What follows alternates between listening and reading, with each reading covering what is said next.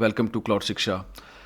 In today's video, I'm going to talk about Red Hat Enterprise Linux 10 and then also I will discuss about its installation process. So in May 20th, Red Hat Enterprise Linux 10 is already released and it is ready to use. And also there are so many great features which are produced by Red Hat in this new release. So the first one is post quantum cryptography. This is the feature I really like because this is future ready feature which is supporting post quantum cryptography. Then another one, if we talk about performance, then the latest updated versions like kernel 6.12, glibc, systemd, python, all these important libraries are of course updated to next versions. Further to add on is generative AI. So of course Gen AI is everywhere, and Red Hat Linux also has tried to incorporate a new innovative Gen AI, and the name is Lightspeed. This feature will be really helpful to administrator and developers to find things on the way, and it also gives option via wizards. Next one is image mode, another important feature where you can deploy your ready-made Linux image to your machine. So it is, you can consider like a container, like Docker container, where you deploy it. If something is going bad, you can redeploy it. So same thing can be done with RHEL 8 image mode option. Interesting to explore that I will be doing further. Then developers. For developers, a lot of things are introduced, and like PHP, Nginx, Git, Maven, MySQL, all these modules are with latest and feature enriched facilities are given in these modules. And then another one is extended hardware support. So now Red Hat is supporting AMD, Intel, ARM architecture. In fact, now just after this short overview, I'm going to also demonstrate you how we can install RHEL 10 on ARM architecture, because I'm going to install it on my Mac, which is ARM architecture.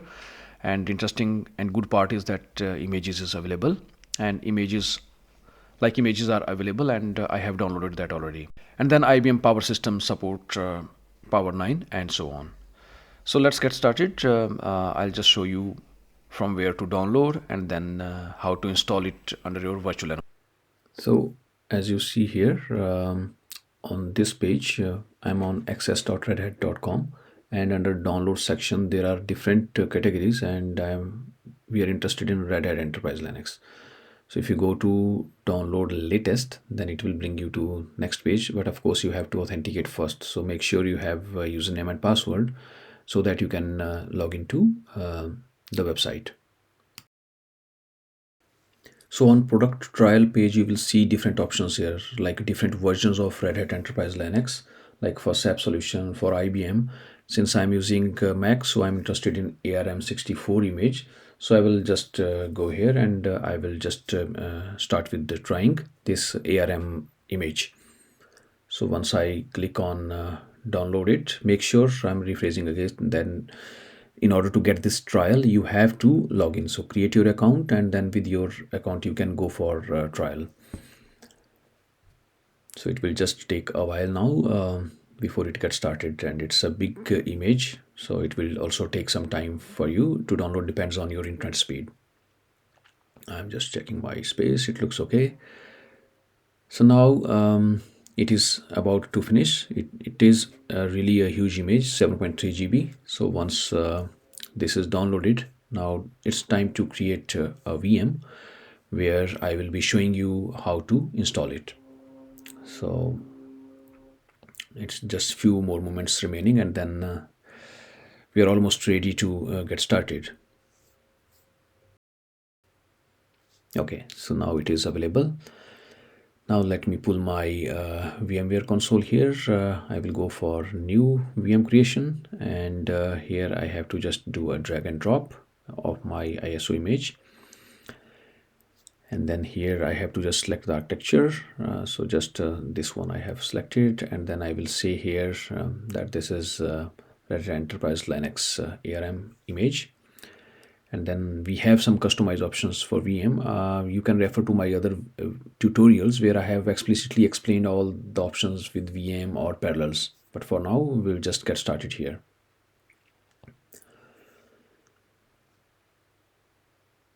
So just to make sure that correct ISO is mapped, and now I'm going to start my VM.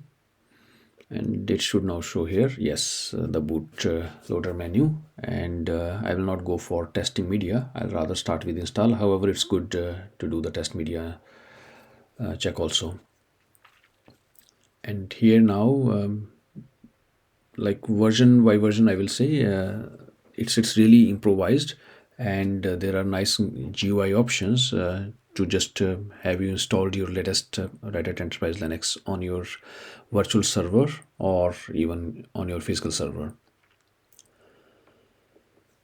So it is giving me two screens here. I think we are interested only in one, so I think this looks better.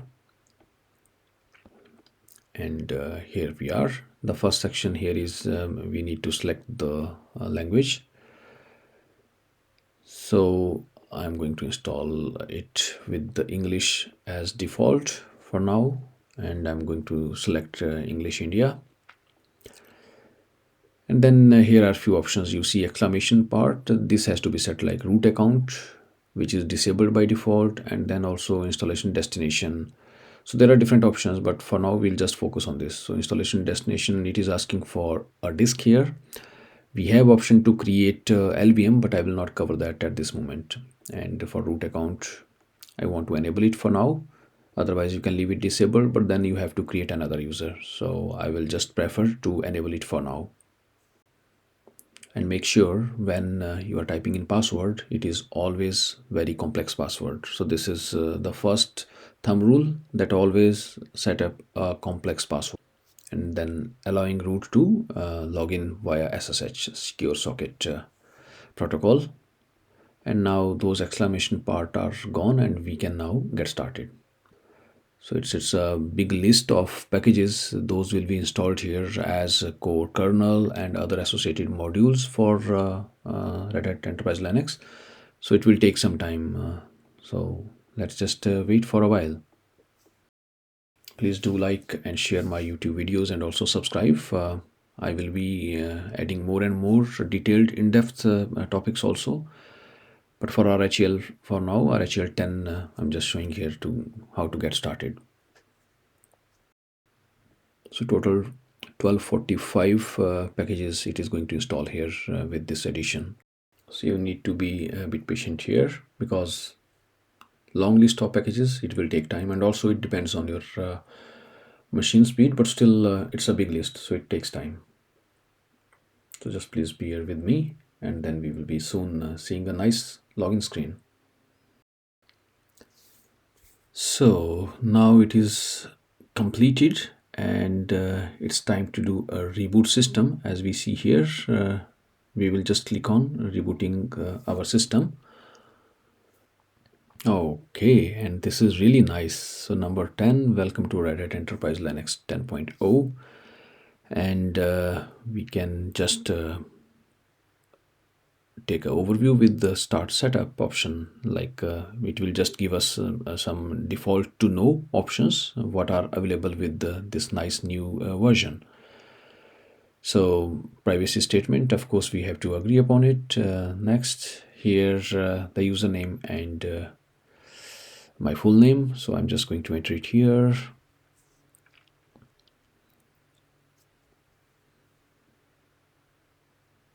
Now let's move next. Enterprise login option is also available, but for that you have to integrate it with, like, let's say like Active Directory or LDAP. So for now, local login, setting up a complex password, always, as I already have told, always opt for a complex password, minimum 12 characters, and those characters should be a combination of lowercase, uppercase, special characters, no plain words, please. Next, and this is all done. So start using Red Hat Enterprise Linux. It's nice to see. Welcome to Red Hat Enterprise Linux 10.0. And then if you want to learn your way around, check out the tour. Kaflan. Interesting. Okay. So let's see what is in the tour. And it is saying system is not registered because I want to do a trial, but still I can register my system because then at least I'll be able to download the latest updates, security fixes, or if there are any bugs, I will be able to fix those. And then it is giving us different options here like swipe up, swipe down, so various features which are available. Once you are just convinced with all these features, or you have just seen all these features, maybe you can just simply click on this close button. And now it's time to explore a bit about the dashboard, like the dashboard here, I mean to say like desktop. Terminal option is there, and also the browser and other things you can just type in here. So first it is saying updates are ready to install, and this is always again a rule of thumb: always update your operating system. Your fresh installation, the first thing you do when you log in is to update your operating system, so that we know that our system is up to date and it's bug free as per the vendor patch availability. So updates are applied and it is going to reboot it now. So again we need to wait for a few moments. Once it is again back online, and we can see maybe the terminal. So now it is showing here my user, because this is the user I have created. So I just will have to log in using my this user account. So I'm just clicking here. Then I will add my password, the complex password. I'm rephrasing again, and there we go. We see a nice desktop screen here available, and the usual message, system not registered. That can be done if you just click on register system. Then you should be able to register it with your credentials that you have used. Since this is 60 days trial, so at least until 60 days you still can register your system. So if you just click here register system, then username and password, the one you have used, and you can use that to register your system. So like I have used here my personal email ID. So with that I can just use the same credential that I used to register with the Red Hat Enterprise Linux. Then since this VM is connected to internet, it must authenticate and enable me to register my system with Red Hat Enterprise Linux. So now if I just clicked on register, and it is registering me, so it will just look out for my credentials and it will enable me to register this VM. So registration is successful. This is what I got here, which is good to see. So I have 60 days to do a trial with this particular installation. And once these primary basic requirements are done, now it's time to just look around. Let's proceed a bit further. I'm really interested to see the terminal. Let's see how does it look like. So I will type here terminal, and oh, typo, terminal, yeah, and there we are now. So if I just want to see the address, IP address is already allocated to my machine. And just to be a bit more granular, I see here localhost, and also IPv version 4 is given, 192.168.102.135. That is my local VLAN from where I'm getting this address. And further we can do now things to get started, like changing host name. If you want, you can set up a static IP instead of dynamic IP. So all those things we can do. If I just see now the performance of this VM, it looks good, not bad. And also the memory that is available, how much is used, I am just able to see here. So overall it looks nice, and we are now ready. So we are now ready to take next step, like installing another piece of software that we need to get started as per our requirement. So this is it for now. Thank you very much for watching this video. I hope you get a glimpse of how to start with RHEL 10, and there are more things to come up, so stay tuned for my next video. So stay tuned for such videos, and do follow me on Facebook, Instagram, and also subscribe to my YouTube channel, and stay tuned for such interesting videos. Thank you very much.